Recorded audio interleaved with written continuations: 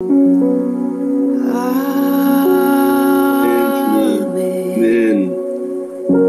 우리의 모든 기도들을 주님 앞에 올려드립니다, 주님.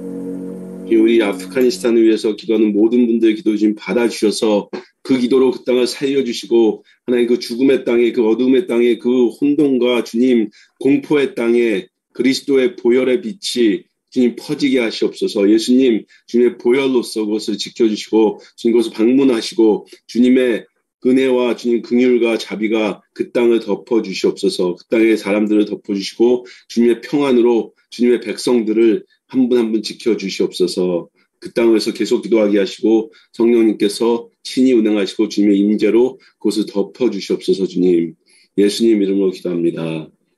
아멘. 아멘. 안녕들 하세요. Welcome to 안녕하세요. 네, welcome. 자, 잠깐만요. 화면 공유로 갈게요.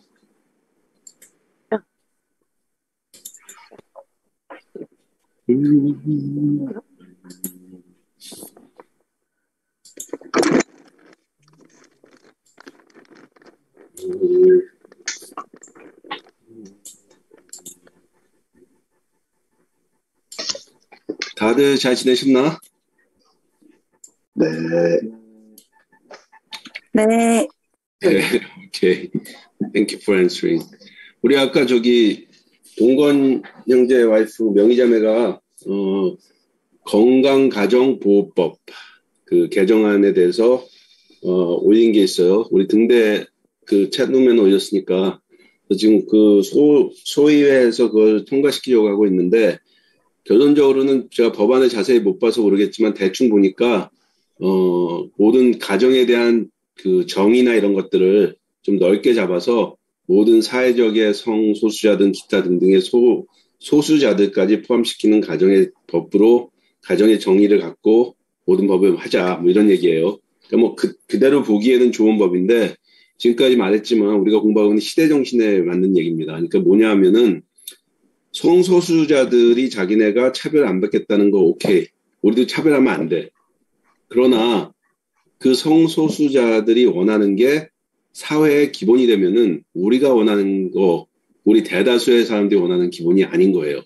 그러니까 우리 대다수의 원하는 기본도 사회에서 받아들여지고 성소수자들도 차별되지 않는 법을 만들면 되는데 이거를 너무 많이 가가지고 그냥 차별을 없애자는 차원을 넘어서 이제는 모든 것이 이 사회 정의, 그 가정의 정의는 모두 포함다 이렇게 버리면 대다수의 우리나라 사람들이 갖고 있는 건전한 상식의 차원에서 벗어나게 돼요. 그러니까 그런 부분들을 법을 만드는 사람들이 양쪽을 다 생각해서 신중하게 법을 만들고 토론하고 그게 모두의 동의를 얻어서 법이 되어서 진짜 차별이 없는 쪽으로 법이 작동을 해야 되는데 그렇지 않은 상태에서 이렇게 움직이게 되면은 결론적으로는 이게 역차별을 당하는 게 됩니다. 대다수가. 특별히 크리스천들이. 그러니까 모든 사회의 지금 시대 정신의 움직임은 그런 식으로 오게 돼 있어요. 네, 2차 대전의 나치 독일을 봐도 그렇고 역사를 봐도 그렇고 그렇기 때문에 그런 식으로 움직이는데 그런 정치인들이 그런 정상적인 건전한 사고방식을 움직일 거를 기대할 수는 없어요. 그러나 우리가 또 해야 되는 거는 우리가 할 수 있는 건 해야 돼. 문자 보내는 건 할 수 있는 거야. 그분들한테 이런 법 통과하지 마라. 제대로 생각해서 해라. 문자 보내는 건 할 수 있는 거예요. 문자 보낸다고 바뀔 거냐?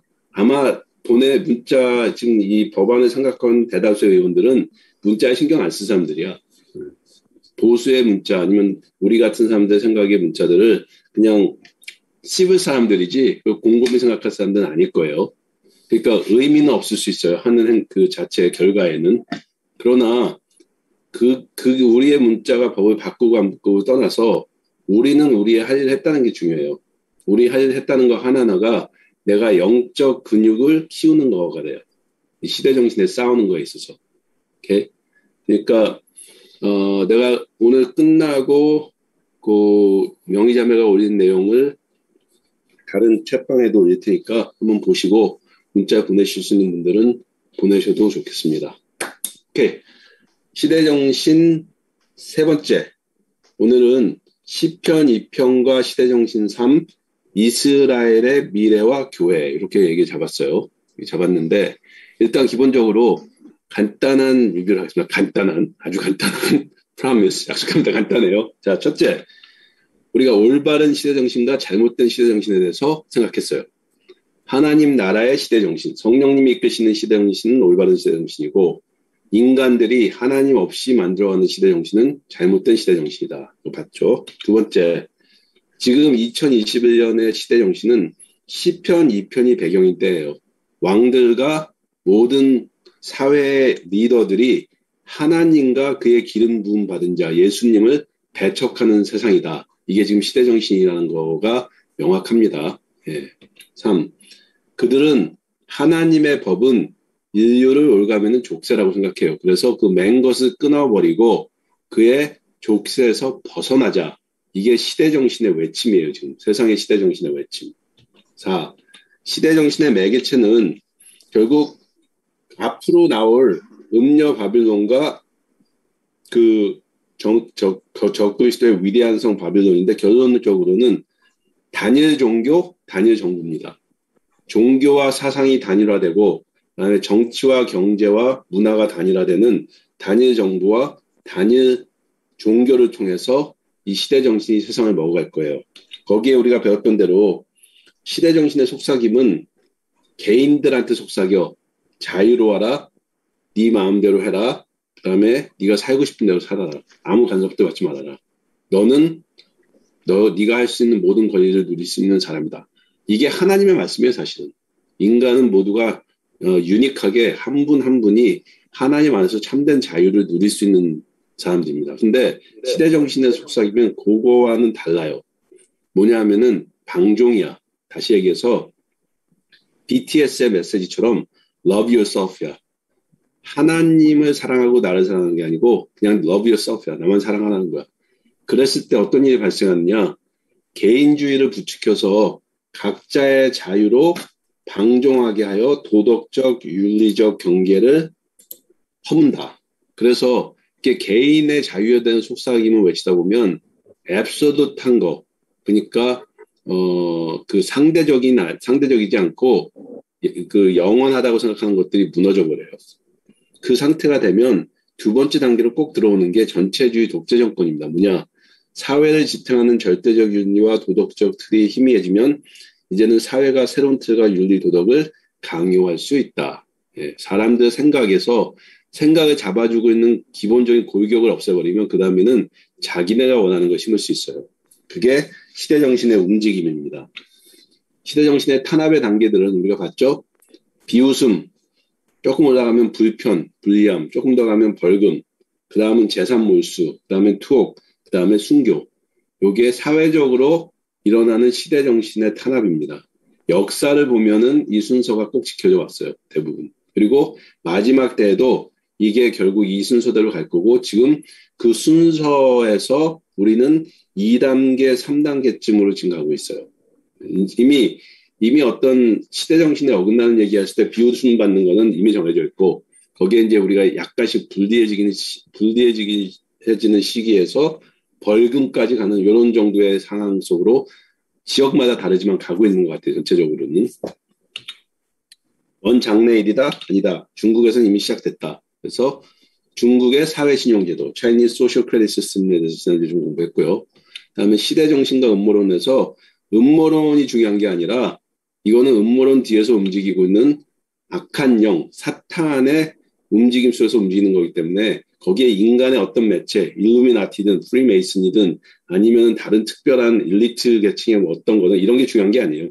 사탄은 자기 뜻대로 움직일 수 있는 사람들이 세상에 너무 많아요.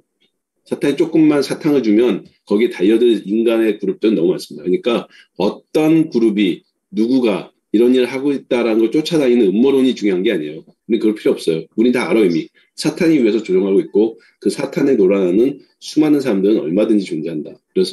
그리고 더 중요한 건 성경에서 이미 다 얘기를 해줬어. 뭐가 어떻게 일어날지를. 그렇기 때문에 음모론이나 이런 거에 시간 낭비할 필요 없다는 얘기예요. 우리가 일루미나티가 누군지 알아야 중요한 게 하나도 없어. 일루미나티 없어지고 사탄이 딴 그룹 쓰면 돼. 그런 얘기예요. 더 나가서 마지막으로 지난주에 공부했던 게 회복. 왜냐? 이게 이렇게 절망적으로만 끝나는 게 아니고 시대 정신이 강해지면 강해질수록 성경에 약속된 것은 지혜 있는 사람이 많아질 것이다. 예. 지혜 있다는 얘기는 하나님의 계시의 정신으로 깨어있는 사람이 많다는 얘기예요. 그 사람들이 많아질 것이다. 어떻게? 많은 사람이 연단을 받아 스스로 정결하게 하며 희귀할 것이나. 그래서 사탄이 어둠의 세력이 세상이 이거 이렇게 모든 걸 쪼아갈수록 이상하게도 하나님의 역사 속에서는 많은 사람이 오히려 그것을 연단을 받아서 더 정의롭게 되고 더 정결하게 되고 더 희게 되며 많이 깨달아서 더 많은 사람들을 가르치게 됩니다. 그래서 성경에서 약속하고 있는 것은 승리하는 교회를 약속하고 있어요. 이 어둠의 세력 속에서 승리하는 교회가 있을 것이다. 네. 자, 여기까지가 리뷰. 네. 굉장히 간단했죠? I'm getting better. 좀 나아지고 있습니다. 자, 다음.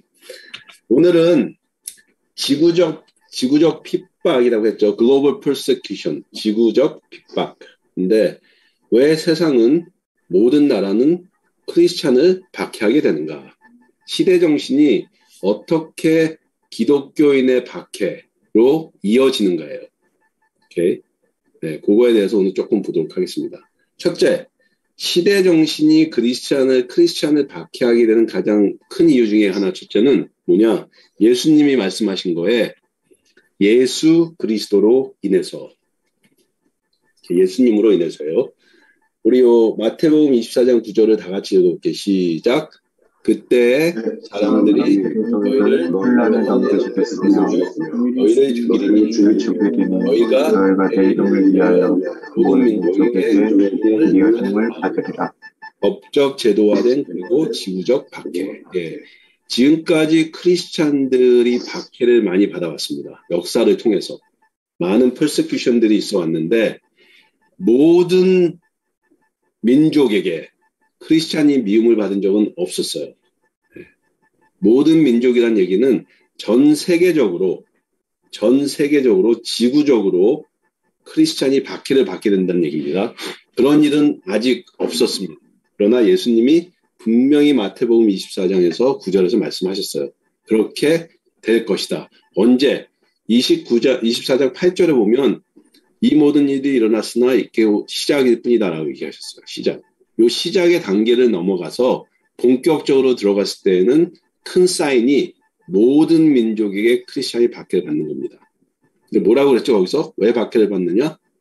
너희가 내 이름을 위하여. 예. 예수님의 이름을 위해서 박해를 받는다.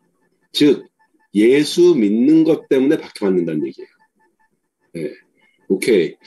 뭐 지금도 예수님 믿는다 그러면 조금 비웃음 당해요. 좀 불편할 수도 있어. 박해 단계는 아닙니다. 우리나라 같은 경우는. 물론 아프가니스탄 같은 데 가면 박해 받겠지. 그러나 전 세계적으로 이렇게 되는데 어떻게 이렇게 될 것이냐. 첫째, 예수님으로 인해서 예수님의 이름이 왜? 뭐가 문제인가? 자, 우리가 모든 민족에게, 즉 크리스찬이, 교회가 온 지구적 박해를 받게 된 이유는 내 이름, 즉 예수 그리스도의 이름을 인해서이다. 자, 생각해 보세요. 지금 세상은 점점 더 빠르게 예수 그리스도의 이름을 사회, 문화와 역사에서 드러나게 지어가고 있다. 예. God, 신, 하나님은 인정하지만 지저스를 외치는 순간 우리는 편협하고 시대정신에 뒤떨어진 인간으로 취급당하며 비웃음의 대상으로 그리고 추후 핍박의 대상으로 공공의 적이 될 것이다. 시편 2편에 뭐라고 했냐면은 하나님과 그의 기름 부음 받은 자, 하나님의 기름 부음 받은 자는 메시아예요. 메시아는 예수 그리스도입니다. 그러니까 하나님과 예수 그리스도를 우리의 사회, 우리의 문화, 우리의 역사, 우리의 생각, 우리의 모든 면에서 쫓아내버리자. 지워버리자. 이게 시대정신입니다. 시편 2편의 시대정신. 그게 하나님을 부인하는 거에는 조금 플렉스블해. 그냥 유동적이야. 무슨 얘기냐면은 하나님이란 단어는 공공연하게 쓰여져요. 가시란 단어는 굉장히 자유롭게 쓰여집니다. 나중에 음녀 바빌론이 다니엘 종교를 갖고 왔을 때 그 다니엘 종교에는 갓이 있어요. 다니엘 종교는 갓을 믿을 거예요. 그러나 그 갓은 우리의 하나님이 아닙니다.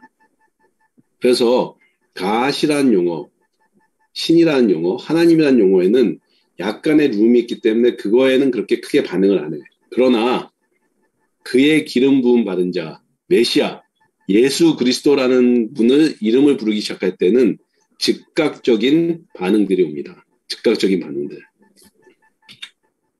자, God, 하나님, 오케이. 하나님, 오케이. 그래, 신, 오케이. 다, 뭐, 어떤 신은 신일 수 있으니까, 모든 종교는 하나니까, 그 신, 그 신을 얘기하는 거겠죠. 오케이. 그건 오케이야. 그런데, 예수님은 모든 종교에서 받아들일 수가 없어요. 단일 종교가 생기는 데 있어서 예수님은 절대로 융합이 안 됩니다. 그러니까 예수님은 not okay야. 예. 예수님은 훌륭한 선지자, 종교 지도자, 내지는 인간일지 몰라도 신, 하나님은 아니며 더더욱이 우리가 믿고 따라야 할 인류의 구세주는 아니다. 예수만이 구원의 길이라고 외치는 자들은 광신적인 정신병자들이다. 이게 시대정신의 외침입니다. 어떻게 하나님 오케이, 갓 오케이, 모든 종교가 하나님 믿어. 근데 어떻게 예수라는 사람이 하나님의 아들이고 그 사람이 나의 죄를 위해서 죽었고 그 사람만 믿으면 천국 가고 모두가 예수님만 믿어야 천국 가고 구원받을 수 있다. 말도 안 되는 넌센스다. 그걸 믿는 너희들은 광신적인 정신병자들이고 단일 종교, 모든 인류가 평화롭게 하나의 종교를 가지게 되는데 걸림돌이 되는 자들이다. 왜냐? 너희는 동의 안 할 거니까. 네. 그 하나의 종교에. 그쵸? 당연하죠. 그래서 이것이 시대정신에서 분명하게 앞으로 이제 우리한테 다가올 건데, 그래서 우리가 어디 나가서 전도할 때 가시란 용어를 쓰면은 뭐 별로 그렇게 신경을 안 써요. 오케이. 근데 예수님이라는 이름을 불러대면 바로 반응들이 나타나요. 네. 근데 우리는 앞으로 크리스찬은 더더욱이 앞으로는 예수님이라는 이름으로 우리가 증거하고 예수님이라는 이름으로 뭉쳐야지만 이게 우리의 신앙들이 테스트가 될 겁니다. 그리고 신앙들이 확인이 될 거고. 가시라는 걸 갖고 모이는 사람들 속에서는 얼마든지 그 가시 다른 가시일 수 있어요. 이스라엘의 갓 하나님, 성경의 하나님이 아닌 하나님. 자, 예수님이 왜 문제냐면 예수님 뭐라 그랬죠? 첫째 시작. 예수께서 이르시되 내가 곧 길이요 진리요 생명이니 나로 말미암지 않고는 아버지께로 올 자가 없느니라. 예. 예수님이 뭐라 그랬냐면 나만이 구세주다. 아니 어떤 인간이 이렇게 배짱 있게 얘기해요. 자, 많은 사람들이 예수님을 훌륭한 선지자라고 믿어. 훌륭한 종교 지도자라고 믿고 성인이라고 믿어요. 성인, saint. 예, 성인의 반열에 낀 훌륭한 사람이다라고 얘기해. 이슬람에서는 예수 그리스도를 굉장히 훌륭한 선지자로 인정을 해요. 이슬람은. 물론 구세주 하나님은 아니야. 선지자로 인정해. 근데 생각해 보세요. C.S. 루이스가 뭐라 그랬냐면은 예수님은 정신병자 아니면 거짓말장이 아니면 자기가 말한 대로 하나님의 아들일 수밖에 없다. 세 가지 초이스밖에 없다. 논리적으로. 그냥 예수님이 성경에 하신 말씀을 다 보면 첫째로 자기가 아닌 걸 알면서도 거짓말을 했든지 그건 거짓말장이에요. 아니면 자기가 진짜 하나님의 아들이고 길이요 진리요 생명이라고 믿었든지 이거는 다시 얘기하면 정신병자야. 아니면 진짜 자기가 말씀하신 대로 그분이다. 이 세 가지 초이스밖에 없습니다. 그러니까 사람들이 와가지고 예수님한테 훌륭한 선지자고 진짜 존경할 만한 분인데 하나님은 아니다 이러면은 말이 안 돼요. 훌륭한 선지자가 이런 얘기를 해. 자기가 하나님이라 그래? 아니잖아. 그렇기 때문에 세상에서 예수님에 대해서 갖고 있는 생각은 굉장히 잘못되어 있습니다. 그 세 가지밖에 없어요. C.S. 루이스가 얘기한 대로. 거짓말쟁이, 정신병자, 아니면 진짜 메시아 하나님의 아들. 네. 인간은 예수님만으로 구원받을 수 있다. 다른 길은 없다. 네, 절대로 다른 길은 없습니다. 이 말씀은 인류 화합 차원에서 일어날 단일 종교, 음녀 바빌론의 정신에 가장 크게 위배된다. 예. 그렇잖아요. 모두들 다 우리는 하나고 모두 우리는 우리끼리 인간들 이렇게 모여서 평화를 이루고 한 하나님을 믿으면서 잘 지내고 잘 지내자라는 이 거짓 종교, 이 음녀 바벨론의 정신이 세상을 덮을 때 크리스찬은 뭐라 그럴 거예요? 아니다. 구원받을 수 있는 길은 예수 그리스도밖에 없다. 예수님의 십자가 외에는 그 누구도 구원받을 수 있는 길이 없다. 하나님께로 갈 수 있는 아버지 하나님께로 갈 수 있는 길이 없다. 이렇게 외치게 되면 음녀 바빌론의 정신에 가장 크게 위배됩니다. 그래서 당연히 핍박을 받게 돼요.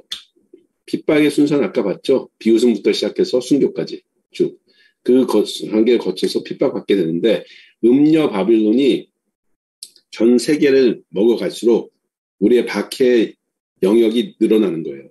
그래서 음녀 바벨론은 결과론적으로는 전 세계에 먼저 큰 흐름을 갖게 됩니다. 전 세계적인 흐름을. 전 세계적인 어느 정도의 통치를 갖게 되고 적그리스도 이전에.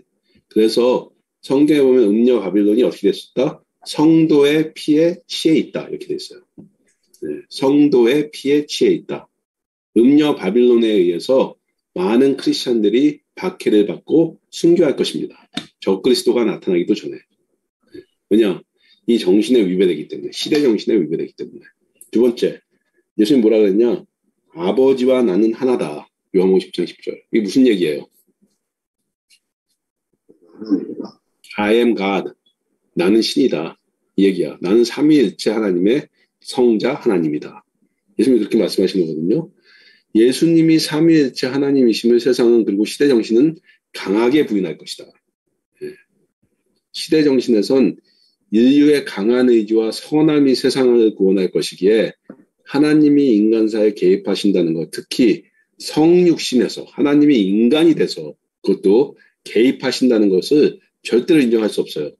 인간이 인간을 구원하는 거기 때문에 우리가 우리의 힘으로 신의 개입 없이 하나님이 간섭하시는 것도 싫은데 그 하나님이 인간의 모습으로 와서 왕까지 하신다는 것은 몸서리 쳐지는 거예요. 음녀 바벨론의 정신, 시대 정신에서는.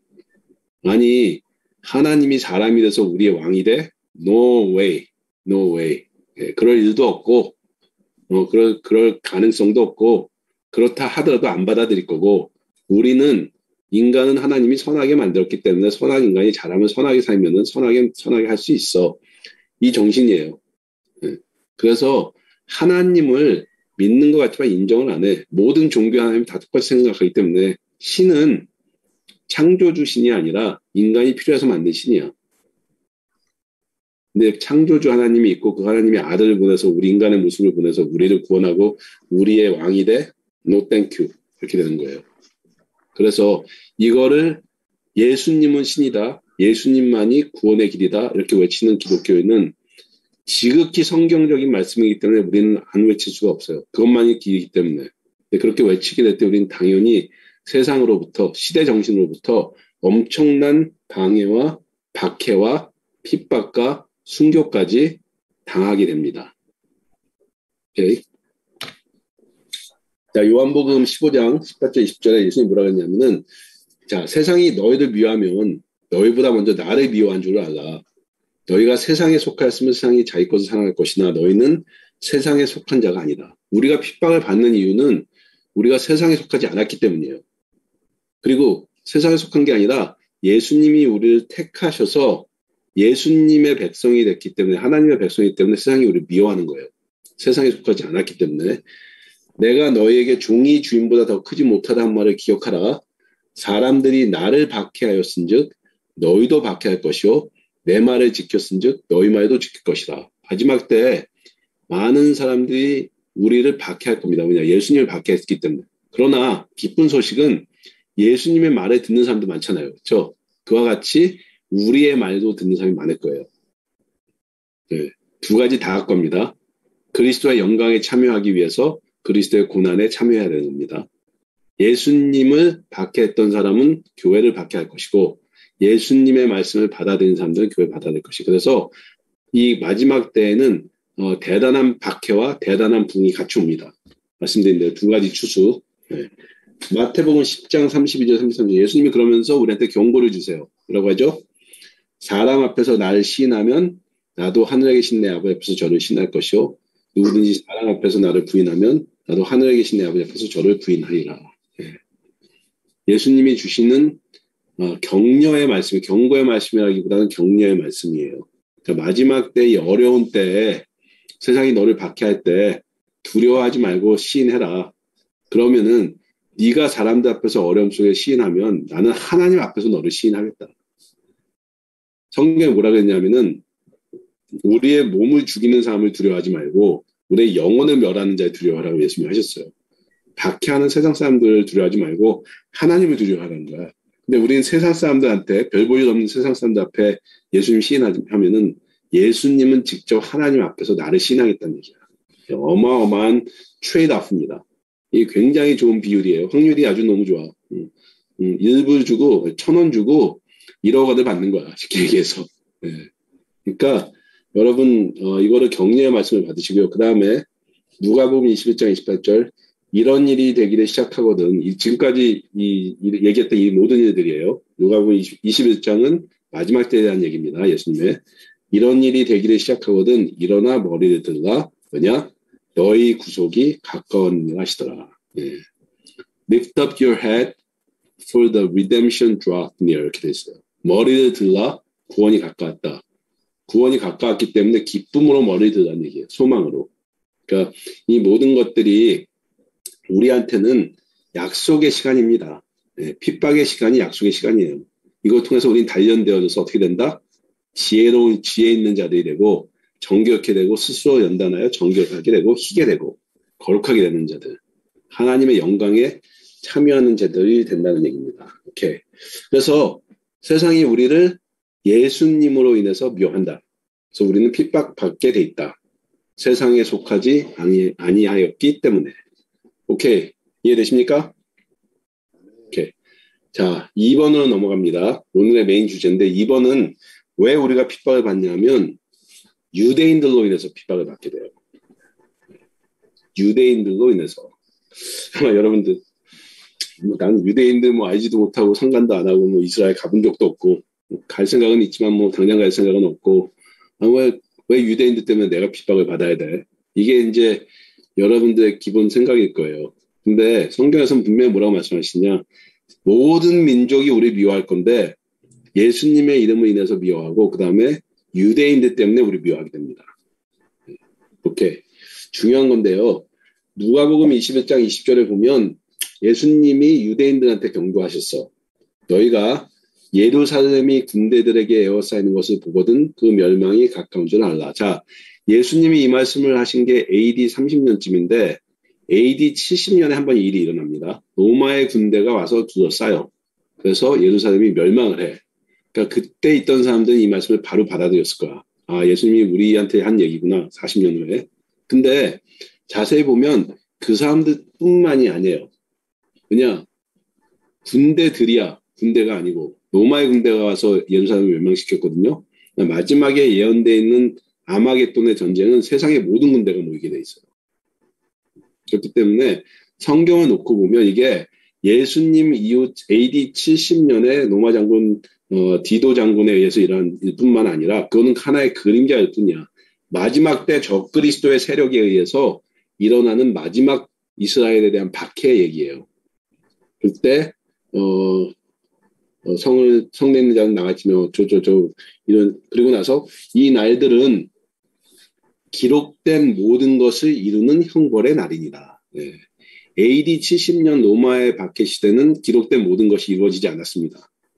그러나 마지막 때 앞으로 이스라엘에 닥쳐올 위험은 모든 기록된 것들이 일어나요. 그러면서 뭐냐면 저희가 칼날의 죽임을 당하며 모든 이방에 사로잡혀 가겠고 예루살렘은 이방인의 때가 차기까지 이방인들에게 밟히리라.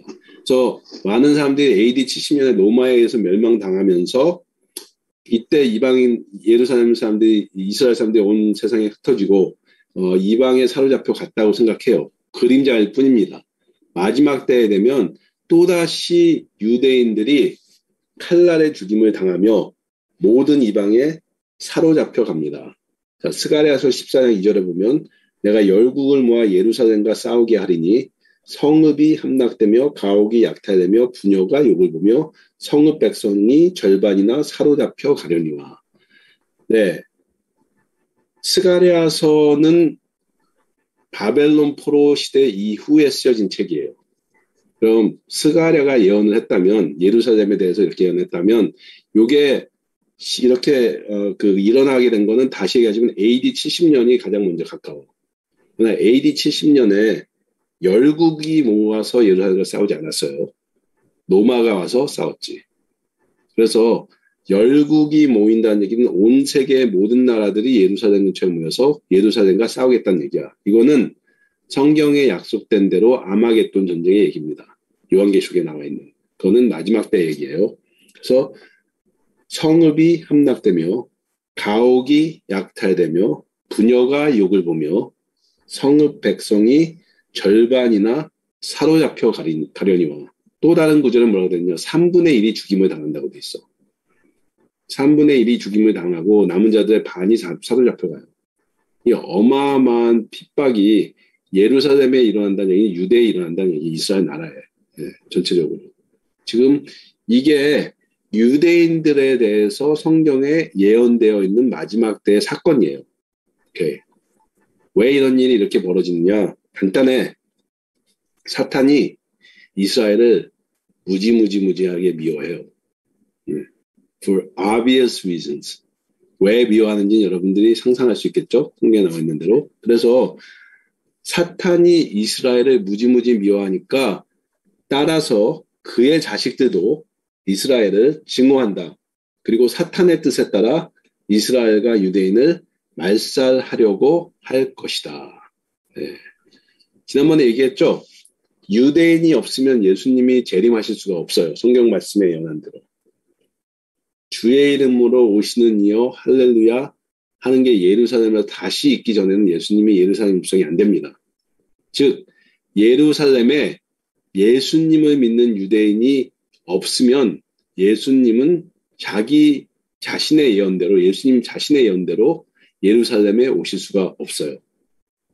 그래서 사탄의 전략에는 간단해. 예루살렘에 예수님을 인정하는 유대인들이 없으면 돼. 어떻게 하면 제일 좋겠어요? 다 죽여버리면 돼.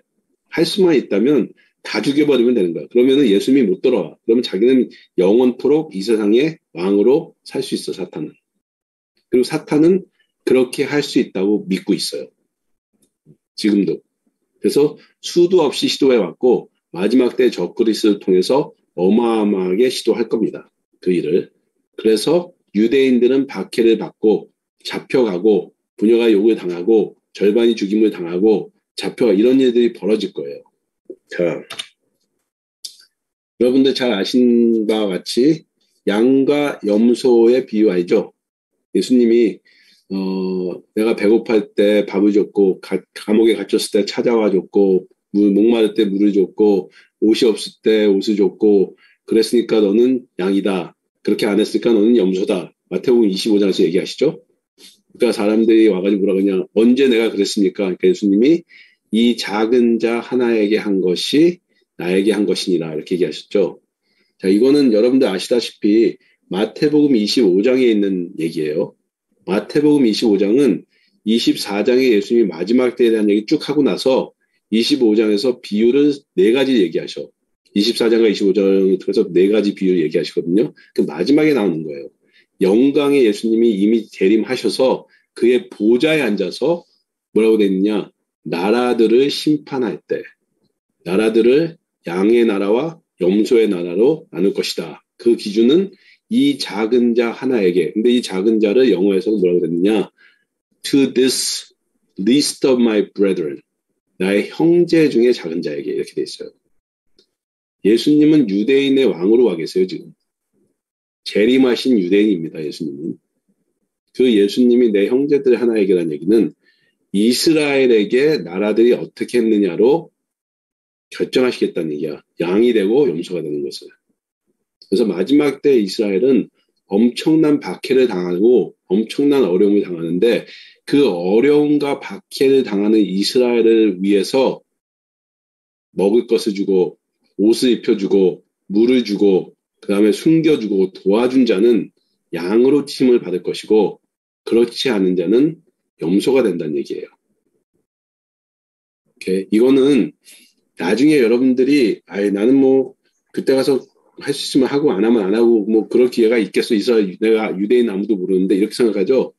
절대 그렇지 않을 겁니다. 여러분들 모두에게 어떤 형태로든 이것에서 자유로울 수가 없을 거예요. 이스라엘과 유대인들을 향한 어떤 마음과 생각에서 자유로울 수가 없을 겁니다. 교회는. 왜냐? 하나님이 세상 모두에게 주신 테스트이기 때문에. 오케이. 그래서 양은 오른쪽으로, 염소는 왼쪽으로 가라. 그러면서 내 형제 중에 지극히 작은 자 하나에게 한 것이 곧 내게 한 것이니라 하시고, 나라들은 그들이 유대인을 어떻게 대했느냐에 따라 예수님의 심판을 받게 될 것이다. 네. 오케이. 첫째, 왜냐하면은 유대인의 고난을 통해서 우리가 구원을 얻었기 때문이다. 여러분들이 받은 구원은 유대인들이 고난을 당했기 때문에 우리가 받은 거예요. 성경에 보면. 잘 이해가 안 가겠지만. 두 번째, 유대인은 하나님의 제사장 나라로 선택된 모든 나라들의 대리인이다. 지구의 모든 민족을 대표하기 위해서 하나님이 뽑아놓은 나라가 유대인이야. 그렇기 때문에 유대인은 그 모진 핍박과 모진 단련과 연단을 받아온 거예요. 만약에 하나님이 대한민국, 한민족, 단군의 자손들을 뽑아서 내가 너희들을 이 세상의 모든 나라의 제사민족을 만들게 하면은 우리는 아멘 할렐루야 하겠죠. 아마도. 그런데 다시 얘기하지만 우리나라가 그렇게 뽑혔다면 우리 민족은 지금 우리가 당했던 역사에 10배, 20배의 고난과 핍박과 박해와 이 따돌림을 당하면서 살았을 겁니다. 그 누구를 뽑았어도 마찬가지예요. 유대인이 아니어도. 예. 미국을 뽑았어도 마찬가지고 아프리카의 나이지리아를 뽑았어도 마찬가지고 누구를 뽑았어도 인간이기 때문에 그렇게밖에 안 될 겁니다. 근데 이스라엘이라는 나라를 아브라함의 자손에서 뽑아갖고 하나님이 대리인으로 세우셨기 때문에 그 이스라엘은 하나님의 혹독한 훈련을 받게 되는 거야. 연단을 받게 되고. 그러면서 그 유대인들이 뭘 했느냐? 복음을 저버렸어요. 복음을 포기했어. 복음을 차버렸어. 그래서 구원이 이방에 왔다고 돼 있습니다. 로마서에. 네. 그래서 제사장 나라의 약속이 있고요. 유대인의 실족과 회복, 이방인의 풍성한 것과 이 두 구절을 제가 적어놨으니까 여러분들 한번 보세요. 도표로 그리면 이렇게 돼요. 이 하나님이야. 히브리어로 하나님인데 여호와인데 이 하나님이 이스라엘이에요. 유대인들.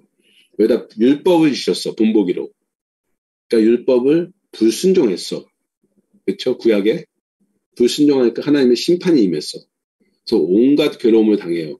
이 사이클이 계속돼. 그럼 회개해. 그럼 하나님이 다시 봐주셨다가 또다시 불순종하면 또 심판이 오고. 이게 그냥 이 사이클이 계속 돌아가. 구약에. 뭐냐.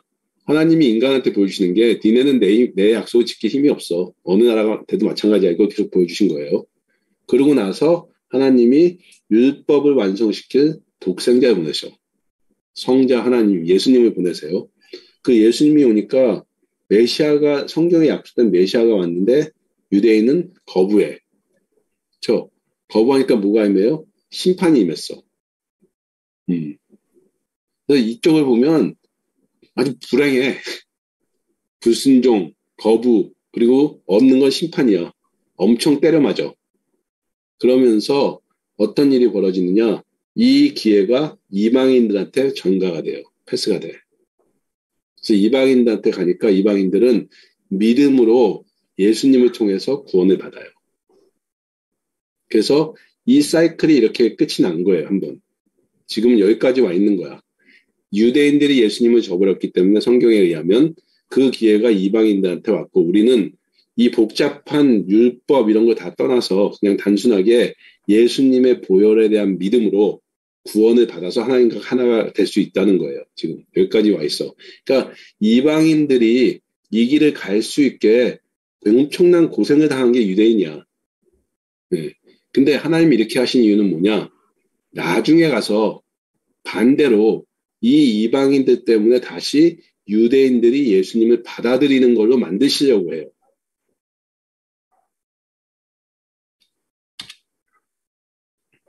자, 우리는 반면 교사죠. Learn by example. 보면서 배우는 거죠. 과거, 유대인들의 실족으로 우리는 하나님을 불순종하는 자들과 민족에게 임하는 하나님의 심판의 역사에서 보아왔다. 그리고 그들의 회개로 다시 하나님이 그 민족을 구원하시고 일으키시고 세우시고 높이시는가도 보아왔다. 그리고 메시아를 거부한 민족의 역사를 보아왔다. 나라를 잃고 어려움들이 있고 안전한 데가 없고 박해와 학살을 2000년이나 당해왔어. 이걸 보아왔어. 이게 유대인들이 우리한테 보여준 놀라운 학습이에요. 네. 미래에는 그러나 그들이 그리스도를 받아들일 때는 모든 민족의 부활이 선사된다. 성경 말씀을 보면 로마서에. 자, 이건 굉장히 좀 쉽지 않은 얘기인데 일단 넘어갑니다. 그들의 완전한 회복으로 그리스도의 대사명으로 처음으로 이루는 나라와 민족이 될 것이며 모든 나라들을 그리스도의 통치하에 제자화시키는 제사장 나라가 될 것이다. 이게 미래입니다. 과거가 있고 미래가 있는데 유대인을 보면서 우리는 이걸 배워요. 오케이. 이해가 좀 되나요? 어렵나요?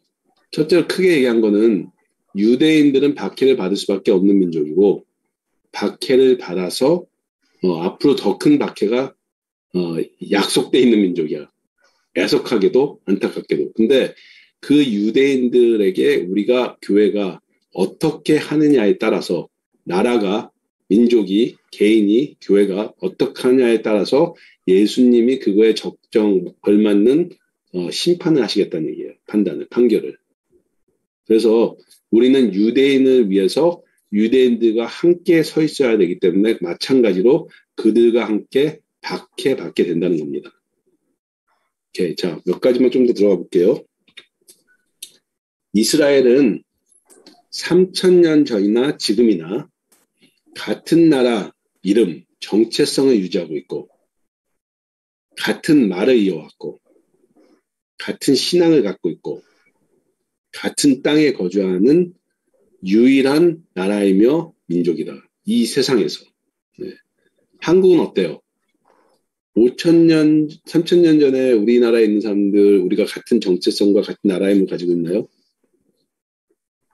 뭐 교육에선 그렇게 가르치려고 하고 있지. 한민족은 당군의 자손이고 고조선과 삼국선 시대를 통해서 고려와 조선으로 이어지고 이렇게 왔다 이렇게 얘기하겠지만 그 고구려란 나라는 여러분 삼국시대 고구려는 지금의 만주를 포함하고 있었어. 다시 얘기해서 지금의 영길이나 하얼빈이나 장춘이나 이런 데 사는 사람들이 그때 고구려인이었어요. 네. 그 사람들이 우리하고 같은 민족인가요? 한국은 같은 한 단일 민족인가? 아니죠. 네, 완전히 다릅니다. 정체성과 이름도 다르고 같은 말을 했나요? 그때 지금하고 같은 말을? 아닙니다. 같은 신앙을 갖고 있나요? 절대로 아닙니다. 같은 땅에 거주하는 유일한 나라는 아닙니다. 예. 이 세상에서 유일한 나라예요. 이스라엘은. 3000년 전이나 지금이나 똑같아. 대단한 겁니다. 두 번째, 역사상 가장 핍박받은 민족. 유대인은 역사상 가장 영향력 있는 민족. 예, 요거 하나하나에 대해서 제가 따로 그 이스라엘에 대해서 공부할 때 만드는 슬라이드들이 있는데 역사상 가장 영향력 있는 민족이에요. 과학적으로, 정치적으로, 사회적으로, 경제적으로 진짜 유대인들은 모든 면에서 뛰어나게 역사를 이끌어온 민족이야. 그리고 역사상 가장 교만한 민족이야.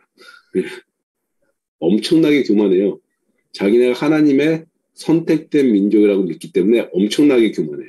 예. 역사상 가장 고집스러운 민족이야. 그리고 역사상 가장 잘 적응한 살아남은 민족이에요. 이게 이스라엘입니다. 그 이스라엘이 근데 이 유대인이 크리스찬들을 어떻게 생각하느냐. 우리는 크리스찬으로서 유대인을 이제 도와야 된다는 지금 얘기를 하고 있는 거잖아요. 근데 유대인은 크리스찬을 엄청 싫어해요. 엄청. 어떻게 생각하냐면 유대인에게 크리스찬이란 천주교, 뭐 이스턴 오토닥스, 정교, 개신교를 다 총망라해서 예수님 이름을 부르는 사람은 크리스찬이야, 그 사람들한테. 우리는 천주교, 개신교, 동방정교 다 크리스찬이지만 각자 다르잖아요. 약간씩 다르잖아요. 그런데 유대인들한테는 다 똑같은 족속이야. 그리고 기독교의 하나님은 그들의 하나님과 다르다고 믿어요. 우리가 믿는 하나님은 그들이 믿는 하나님이 아니야. 유대인들은. 그리고 기독교인들은 자기네 민족을 2000년간 핍박하고 학살한 작자들이다. 2000년의 이 세계 역사 속에서 지금부터 예수님 당시까지 돌아가서 2000년 동안에 유대인을 가장 많이 핍박한 거는 크리스찬들이었어요. 소위 크리스찬이란 자들. 로마 캐톨릭. 그 다음에 중세기의 모든 왕들. 주로 예수님을 믿는다고 하는 크리스찬들에 의해서 2000년 동안 엄청난 박해를 받아왔습니다. 자, 기독교의 하나님은 힘도 없고 자기네 하나님과 견주어 비교할 바 없다. 하나님이 다르기 때문에 근데 자기네 하나님은 구약의 하나님이야. 출애굽기의 하나님이야. 근데 기독교의 하나님은 별 볼 일 없어. 하는 게 없어. 네. 뭐 이렇게 존재도 미비해. 그렇기 때문에 무시해요. 그 다음에 기독교인들은 자기네 메시아가 오면 그들이 다스릴 또 다른 부류의 사람들 뿐이다. 이 유대인은 메시아가 오는 걸 기다리고 있습니다. 유대인의 메시아가 오면 그들은 그 메시아가 전 세계를 통치할 것이고 유대인들과 함께 전 세계 통치할 것이라고 믿기 때문에 그때가 오면 야, 기독교인 뭐 다 우리 밑에 들어올 그냥 하찮은 것들이야 이런 생각이에요. 그리고 또 기독교인들은 이미 죽어 의미 없는 가짜 메시아 예수를 추종하는 작자들이다. 자기네 역사 속에서 그냥 한 명의 사기꾼이 하나 나왔었어. 근데 그게 메시아라고 아직도 믿고 있는 미련한 부류예요. 그 사람들 보는 기독교인은. 마지막으로 기독교로 개종은 자기 나라의 종교의 역사의 민족의 그리고 가족에 대한 대배신이에요. 그러니까 누가 내가 예수님 믿기로 했어라는 거는 그냥 종교 바꾸고 했다는 차원이 아니라 가족과 민족과 나라와 역사와 종교와 모든 유대인이라는 DNA에 대배신을 하는 행위야. 그렇기 때문에 그렇게 하는 자들은 유대인들로부터 완전히 고립됩니다. 완전히 잘려서 나갑니다. 그렇기 때문에 지금 유대인들이 생각하는 크리스찬은 이래요. 근데 이런 크리스찬들 때문에 하나님은 유대인들이 예수님을 알게 하실 거야. 이게 성경에 약속되어 있는 순환의 진리예요. 오케이. 지금 시간이 46분이니까 조금 이건 넘어갈게요. 이거는 이제 유대인들 간단하게만 얘기하면 이래요. 우리 이방인들은 교회는 유대인들한테 빚이 있어. 어떤 빚이 있느냐? 유대인은 우리한테 구세주를 줬어요. 예수님은 유대인입니다. 유대인은 우리한테 복음을 줬어요. 복음을 전했던 모든 초대교회 성도들과 사도들은 유대인이었어요. 네. 그리고 유대인은 우리한테 성경을 줬어. 성경의 40명의 저자 중에 39명이 유대인입니다. 그리고 나머지 하나, 누가는 헬라인 의사였는데 유대인의 제자예요. 그렇죠? 그래서 유대인은 우리한테 성경을 줬어. 유대인은 우리한테 교회를 줬어요. 초대교회는 유대인 교회였습니다. 그래서 유대인은 우리한테 신학을 줬어요. 지금 신학의 토대를 잡아놓은 것들은 초대교인들이었고 바울 같은 훌륭한 신학자들이 있었고 그분들이 우리한테 신학을 줬습니다. 그러니까 우리가 믿는 모든 거의 뿌리는 유대인이야. 그래서 우리는 유대인한테 빚진 자들이에요. 성경에 이걸 뭐라고 얘기했느냐? 이렇게 얘기했어. 이스라엘은 나무다. 로마서 11장에 보면 이스라엘은 나무고 우리는 가지다. 네. 그리고 가지는 나무에서 양분과 물을 얻어야 돼요. 나무가 죽으면 가지도 죽습니다. 자, 이게 바울이 로마서 11장에서 이야기하는 진리예요.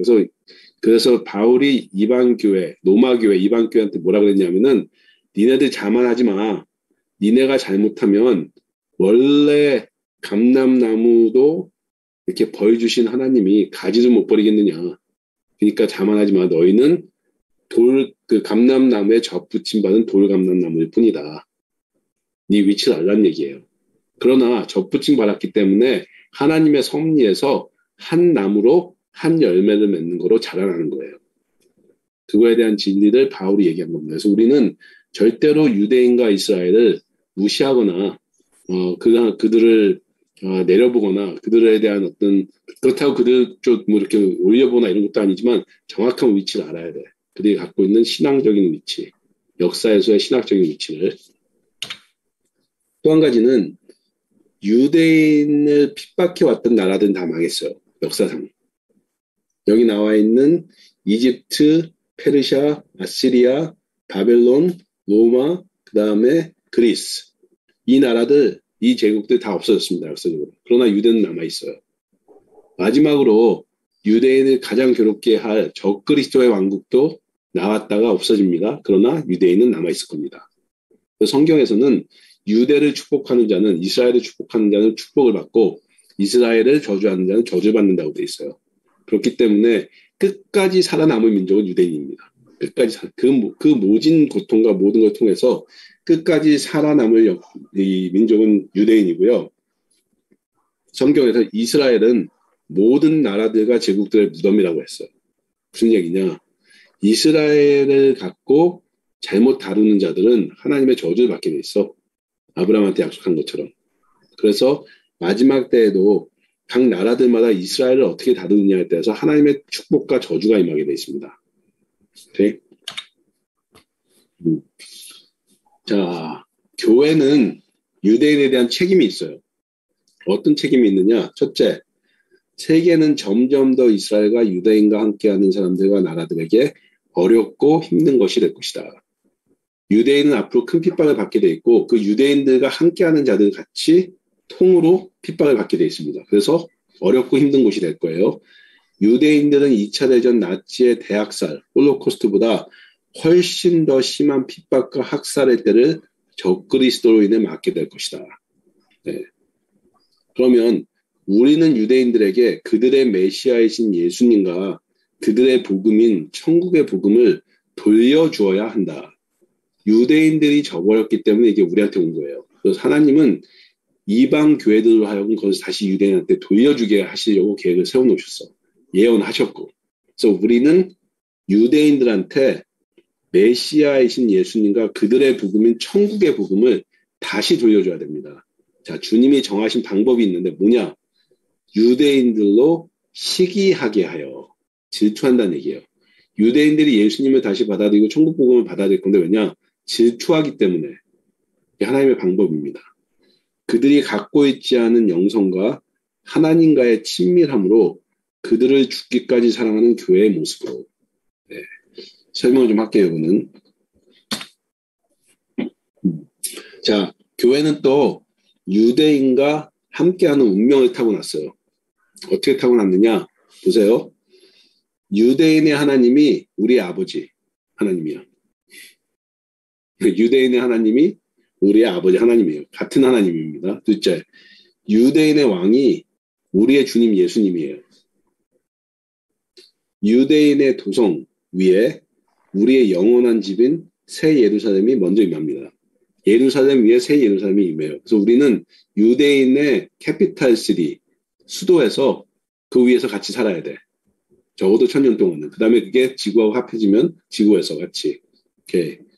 유대인의 경전인 성경이 우리에겐 생명의 말씀이에요. 그래서 교회는 이 하나님의 몸된 교회는 유대인과 같이 동거동락해야 되는 운명을 타고났습니다. 왜냐? 우리는 나무에 접붙임 받았기 때문에 grafted in to the tree. 오케이. 자, 그러면 그래서 이렇게 나오죠. 너를 축복하는 자에게 내가 복을 내리고 너를 저주하는 자에게 내가 저주하리니 땅의 모든 족속이 너로 말미암아 복을 얻을 것이라 하시니라. 아브라함한테 한 이 약속, 이스라엘에 한 이 약속이 아직까지도 유효하고 영원히 유효합니다. 자, 오케이. 여기까지가 이제 유대인들에 대한 지금 중요성을 얘기했고, 교회가 유대인하고 어떻게 연합되는지 얘기했는데, 이제 조금만 더 들어갈게요. 자, 유대인들의 박해 시나리오, 어떻게 유대인들이 박해를 시대 정신에 의해서 박해될 것인가에 대한 부분을 약간 그냥 제 추론과 다른 분들이 하시는 말씀들 이렇게 정리해서 정리를 해본 거예요. 오케이. 이대로 될 거라는 예언은 아니지만 여러 가지 정황을 볼 때 이런 식으로 발전하지 않을까요? 자, 첫째. 이스라엘의 중동 내 행동들로 지구적 안정과 평화가 위협받는 사건들이 일어날 것이다. 네. 중동은 굉장히 지금 위협적인 지역이죠. 지금 아프가니스탄 우리가 오늘 기도했지만 중동에서 약간 벗어났지만 그런데 중동에서는 계속해서 어려운 일들이 일어나고 있죠. 근데 이스라엘은 다시 얘기하지만 교만한 민족이에요. 이스라엘은 자만한 민족이야. 자기네가 뭐든지 할 수 있다고 믿어. 하나님이 뒤에서 받쳐준다고 생각하기 때문에. 물론 그렇긴 하지만 다른 의미에서. 그래서 이스라엘이 중동에서 뭔가 일을 저지를 거야. 그게 전 세계에 어떤 굉장한 충격파를 던질 것 같아요. 예를 들면 이런 거예요. 지금 이스라엘과 이란과의 사이가 굉장히 안 좋죠.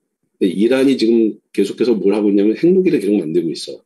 핵무기를 계속해서 만들어서 핵을 갖고 있는 나라가 될 건데 이란이 핵무기를 갖게 되면 가장 위험한 게 사우디아라비아와 이스라엘입니다. 네, 그래서 이스라엘이 지금까지 간간히 뭘 해왔느냐. 이란이 핵무기에 가까워질 때마다 여러 가지 형태로 이스라엘 공격을 했어요. 그래서 심지어는 이란의 그 핵 공장들을 폭파도 했고, 그 다음에 스파이들을 보내서 이 이름 모를 막 폭파 사건이 일어나고, 하여튼 이란이 뭔가 개발할 때쯤만 되면 뭔가가 벌어져. 근데 다 얘기가 이스라엘의 모사드가 했다, 뭐 이런 얘기들이 나와요. 그러나, 예를 들면 이제 이런 일이 벌어질 수 있어요. 진짜 심각해졌을 경우에 이스라엘은 전면적인 공격을 감행할 거예요. 이란에. 그러면 예를 들어서 이스라엘의 폭격으로 이란의 그 핵시설들이나 이런 것들이 터져버렸다. 이렇게 되면 이스라엘은 중동에서 전면전을 불사한 거예요. 그렇게 되면. 그랬을 때 이것으로 인해서 전 세계 충격파가 더해지면 뭐가 발생하느냐. 중동이 위험해지면 뭐가 문제가 돼요. 가스값이 올라가죠. 기름값이 올라가죠. 또 전 세계가 엄청난 충격을 당할 수밖에 있어. 당하게 돼. 그러면은 전 세계 사람들이 뭐라 그러겠어. 저놈의 이스라엘 때문에 우리가 지금 기름값을 리터당 1,600원도 힘든데 리터당 4,000원을 내게 생겼네. 저 주교놈들. 이렇게 될 수 있는 거예요. 그래서 중동에서 일어나는 어떤 사건 때문에 전 세계에 충격파가 던져지면서 세계적인 안정과 평화가 위협받는 사건이 일어날 것이다. 이로 인한 유가의 상승과 경제적 어려움이 가중될 것이고 세계적 여론과 반유대 정서가 팽배해질 것이다. 예, 그럼 전 세계적으로 반유대 정서가 굉장히 강해질 겁니다. 또한 세계에 여러 가지 어려운 일들이 발생하면 그 희생양으로 유대인들과 이스라엘이 지목될 수 있어요. 경제적인 여파가 와가지고 경제가 막 무너지기 시작하면 어디선가 소문이 들려. 야, 그거는 세계 경제의 190% 지고 있는 거는 유대인들이야. 돈 많은 유대인들이 다 뒤에서 음모론을 다 움직이고 있어. 뭐 이런 소문들이 돌면서 반유대 정서와 그것들 다 뺏어와야 돼. 이런 것들이 이제 굉장히 세계적인 여론이 형성이 될 수 있어요. 그런 세계에 대항하는 교만하고 강성적인 이스라엘 모습은 세계 여론을 더욱 악화시킬 뿐이다. 근데 이거에 대해서 이스라엘이 우리 아니야. 우리 잘못했어. 우리 그렇지 않아. 우리 착한다. 이러지 않아요. 이스라엘은 굉장히 교만하게 나갈 겁니다. 자만하게. 야, 우리는 할 거 했을 뿐이야. 니네가 뭔데. 우리 살기 때문에 해야 돼. 뭐 이러면서 굉장한 갈등이 조성되면 이스라엘에 대한 반유대적 정서가 전 세계를 엄청나게 덮을 수 있어요. 빠른 시간 내에. 근데 이런 세계적 정세를 이용하는 문명과 적그리스도의 부상은 이스라엘의 처지를 더욱 어렵게 할 것이다. 근데 이럴 때 악한 세력들이 이걸 더 부추기는 거야. 갈등을 부추기고 그것을 이게 아마도 반유대 정서가 세상에 퍼지게 되는 어떤 모습을 좀 이렇게 보여드리려고 제가 나름 정리한 건데 이런 식으로 일이 전개될 수 있어요. 그래서 중동에 뭔가 이스라엘 관련된 큰 사건이 터지기 시작하면 이미도 터지고 있지만 그것들로 인해서 점점점 반유대 정서 여론은 계속 쌓여갑니다. 지금도 이미 많이 쌓여 있어요. 중동에서 이스라엘하고 팔레스타인만 싸우면 지금 팔레스타인이 욕을 먹나요? 이스라엘이 욕을 먹나요? 이스라엘이 욕 먹어요. 전 세계적으로. 여론적으로. 예. 근데 그걸 분석한다면은 이게 꼭 이스라엘 잘못도 아니고 팔레스타인의 잘못도 아니지만 많은 경우에는 결국은 이스라엘이 전체적으로 독박을 쓰게 돼 있습니다. 그리고 그게 점점 더 심해질 거예요. 2차 대전에 이스라엘 유대인들을 히틀러가 몇 명 죽였는지 알죠? 몇 명? 600만 명의 유대인들을 히틀러가 학살을 했는데 히틀러가 한 얘기도 한번 좀 볼게요. 자, 첫 번째. 히틀러가 뭐라고 했느냐? 그 히틀러가 쓴 책, 유명한 책이 뭔지 알죠? 나의 투쟁, 마인 캄프라는 책을 썼어. 그래서 이게 나치의 성경처럼 돼 있는데 히틀러가 뭐라고 했느냐? 오늘 나는 만유의 주제 되시는 창조주 하나님의 뜻에 따라 행동할 뿐이다. 네. 자기는 하나님의 뜻대로 행동할 뿐이래. 그래서 뭐라고 했냐? 우리는 우리 중 그 누구도 기독교의 기본 사상을 침해하는 것을 용납치 않는다. 우리의 혁명은 기독교 그 자체이다. 이렇게 얘기했어요. 이거에 독일의 교회들이 열광을 했다니까. 뭐라고 했느냐? 아, 히틀러는 하나님 믿는 사람이다. 이 기독교를 그러면서 히틀러가 기독교에 대한 얘기를 우리의 그 정서적, 윤리적 토대다. 뭐 이런 얘기를 기록하고 다녔어. 그러니까 교회가 넘어갔어. 히틀러는 아무래도 성경적인 이 교회를 세울 사람인가 보다 했지만 속으로 히틀러는 뭐라고 했는지 알아요? 자기네들끼리 모여있을 때 뭐라고 했냐면 이 독일이 기독교라는 종교의 토대 두는 게 진짜 잘못됐다. 기독교는 우리 독일하고 안 맞는다. 오히려 일본처럼 신도이즘처럼 그냥 나라가 하늘인, 하늘이 나라고 나라가 하늘인 이런 종교를 믿든지 아니면 이슬람처럼 힘으로 몰아가는 종교를 믿었으면 우리가 훨씬 쉬웠을 텐데 이 독일이 기독교 믿어갖고 독일은 루터교잖아요. 루터라니까 기독교 믿어서 이 나약하고 얼빠진 종교 때문에 우리가 할 일을 못한다. 이렇게 얘기했어. 근데 히틀러가 나와서 한 연설은 이런 거예요. 네. 그리고 뭐라고 했냐? 나는 다수를 감정으로 감화하며 그러니까 히틀러는 굉장히 많은 사람들을 열정적으로 감화시켜버렸어. 이성은 소수만을 위해 남겨놓는다. 그러니까 생각하는 사람은 필요 없다는 얘기야. 감정으로 확 밀어붙이면 되는 거야. 이게 그냥 뭐라 그럴까 군중 심리를 왕 몰아간 거예요. 히틀러는. 그러면서 뭐라고 했느냐? 젊은 세대를 갖는 자만이 미래를 얻는다. 젊은이들을 끌어들여야 돼. 자, 이게 시대 정신이 갖고 있는 작전입니다. 네. 시대 정신이 갖고 있는 작전이에요. 자, 좀 넘어갈게요. 박해 결과인데 예레미야에서 보면 뭐라고 했느냐? 야곱의 환난의 때가 있다 그랬어. 야곱의 환난의 때.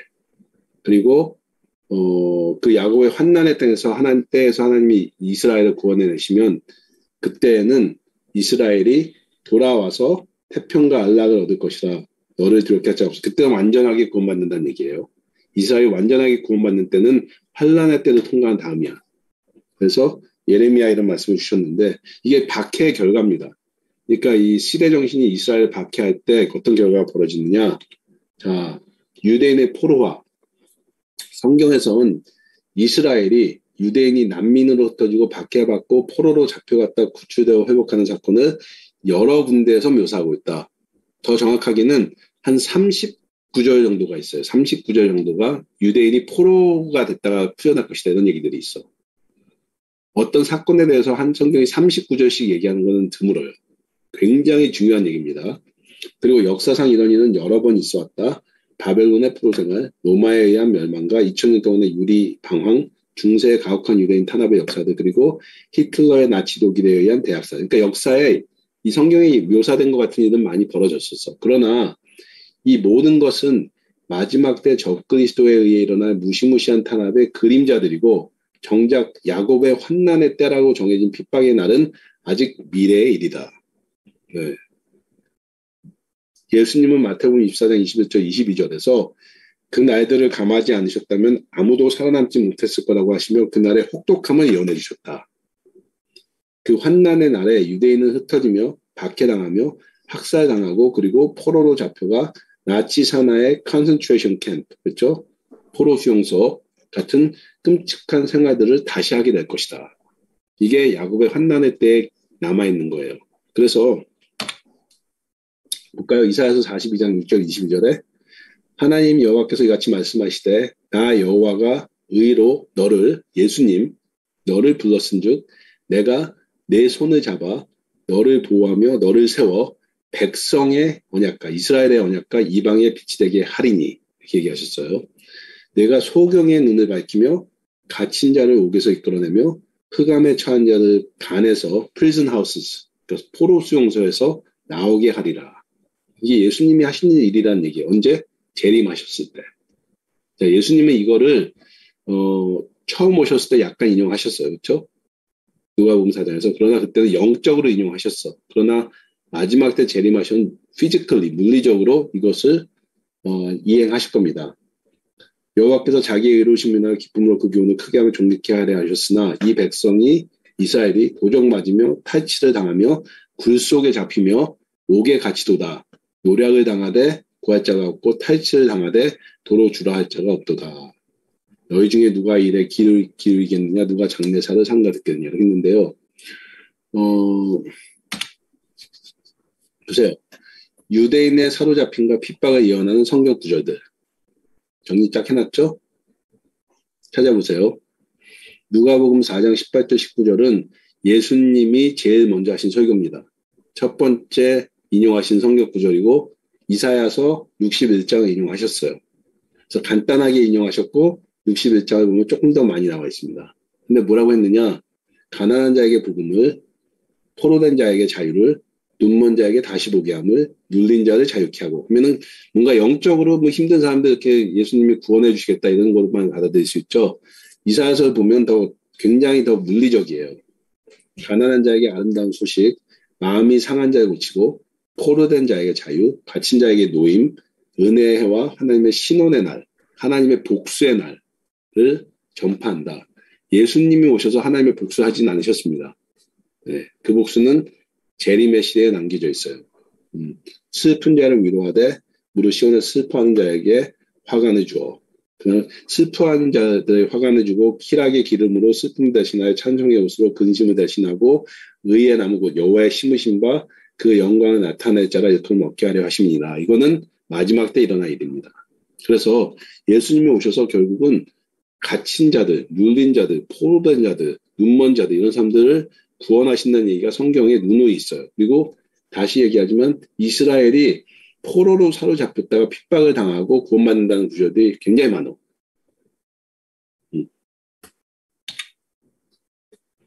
네. 자, 이런 지구적 핍박이 오는 이유는 하나님의 계획 속에서 유대인과 이방인의 거룩한 연합이에요. 하나님의 계획 속에서는 유대인과 이방인, 하나님의 두 백성들이 궁극적으로는 하나가 되게 하시는 거야. 예수님 안에서. 그걸 하게 하시기 위해서 이 글로벌 퍼세큐션이 사용됩니다. 물론 그거 하나만 아니지만, 오케이. 그래서 로마서 9장, 로마서 11장을 보면, 첫째로, 구원이 이방인에게 이르러 이스라엘로 식인하게 함이니라. 예. 뭐냐? 이스라엘이 포기했기 때문에 구원이 이방인한테 갔는데, 그걸로 인해서 나중에 유대인들이 식인한다는 얘기예요. 저게 아니었네? 이렇게 되는 거야. 그래서 그들을 버리는 것이 세상의 화목이 되거든. 무슨 얘기냐? 유대인들이 복음을 차버렸기 때문에 그 복음이 세상을 화목하게 했어. 예수님의 보혈로, 예수님의 복음으로. 그러면 그 유대인들이 차버리는 것 때문에 복음이 세상에 임해서 세상이 복음으로 복을 받았으면 유대인들이 복음을 받아들이면 어떻게 되겠느냐? 얼마나 더 좋은 일이 있겠느냐? 그래서 그 더 좋은 일 뭐라 그랬어요? 부활이라 그랬어. 죽은 자 가운데서 살아나는 것이 아니면 무엇이리요? 자, 죽은 자들이 언제 살아나죠? 예수님의 재림입니다. 네. 그러니까 유대인들이 다시 복음을 받아들일 때에는 예수님이 재림하실 때란 얘기예요. 마지막 때란 얘기야. 자, 이것만 정리 빨리 읽을게요. 시간이 없으니까. 자, 하나님은 몸 대신 교회로 하여금 이스라엘과 그 핍박의 때에 함께해서 교회가 이스라엘과 그 핍박에 함께해서 하나님의 뜻하신 바대로 이스라엘로 이방교회의 하나님의 사랑하심과 순종으로 인한 유대인을 위한 거룩한 희생으로 인하여 그래서 하나님이 이방교회에게 요구하시는 게 거룩한 희생이야. 내 말을 받아들여서 유대인들을 위해서 나 대신 그들을 사랑하고 나 대신 그들을 위해서 희생당하고 그들을 보호해줘라. 이거를 이제 교회가 하게 돼요. 그럼 이스라엘 그럼 어떻게 되냐? 이방교회가 갖고 있는 거룩한 순종의 신부의 영성을 이스라엘로 질투하게 하여 그럼 이스라엘이 깜짝 놀래요. 저게 우리 하나님이네. 똑같은 하나님을 믿네. 근데 쟤네는 우리 하나님보다 우리보다 더 친하네, 하나님하고. 그 하나님한테 순종함으로써 그 영성, 하나님께로 흐르는 영성을 보여주네. 근데 이스라엘이 질투가 나. 우리가 선택받은 민족인데 왜 쟤네가 저래? 어떻게 저럴 수가 있어요? 이렇게 질투가 나요. 그들도 이방교회가 갖고 있는 하나님의 사랑과 진리, 즉 예수 그리스도를 갈망하게 하실 것이다. 그때 유대인들이 보는 게 저기에 예수가 있네. 그러면서 예수님이 메시아네라는 것까지 연결이 되게 돼 있어요. 시기 나게 하시면, 질투하게 하시면 이방교회가 이스라엘을 위해 목숨을 걸고 그들의 어려운 때에 도우며 숨겨주며 지켜주며 초자연적인 기적들을 행해 하나님의 살아계심을 옛 선지자들처럼 증명하며 죽음에 입각해 두려움 없이 타협하지 않음을 보이는 것으로 하나님이 하실 것이다. 네. 이스라엘이 이런 걸 볼 때 놀라는 거야. 질투하는 거야. 옛날에 선지자들이 하던 거 이 사람들이 하네. 불이 내려오게 하네. 물이 나게 하네. 빵을 주네. 돌에서 빵이 모아서 예수님이 했던 대로 오병이어의 기적이 일어나네. 그런 것뿐만 아니라 그 사랑이 있어.